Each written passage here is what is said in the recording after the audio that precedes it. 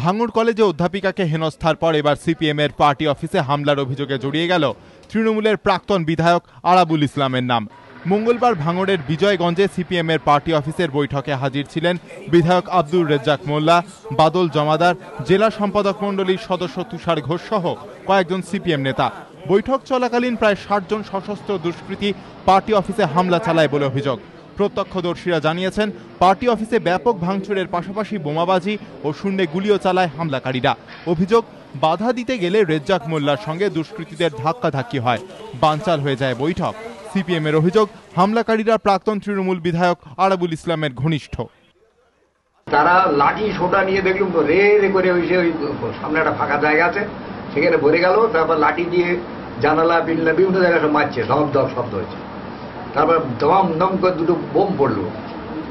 ওদের একটা মাস্তান এলো, এসে বললো যে এটা হচ্ছে আরাবুলের এলাকা, আরাবুলে পারমিট ছাড়া মিটিং করা যাবে না, তৃণমূলের এলাকা, আপনাদের মিটিং করা যাবে না, আর পঞ্চায়েতের ভোটের আগে একে আপনারা ঢুকবেন।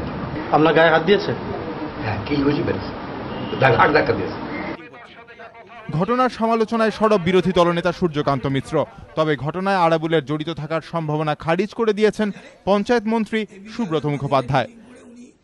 আমি বললাম যে প্রাক্তন এমএলএদের ভেতরে ঢোকবার অধিকার নেই, কিন্তু আরেকজন প্রাক্তন এমএলএ তিনি ওখানে 144 ধারা জারি করেছেন যে ওখানে আমরা মিটিং করতে পারবো না। রেজ্জাক মোল্লা, বাদল জমাদার, তারা দুজনেই বর্তমান বিধায়ক, তারা সেখানে মিটিং করতে পারবেন না। রেজ্জাক মোল্লার সাথে আমাদের পার্টির কোনো সম্পর্ক নেই, এটা আরাবুল ওখানে ছিলই না, বা আমাদের কোনো পরিচিত অথবা সক্রিয় কর্মী ছিল না।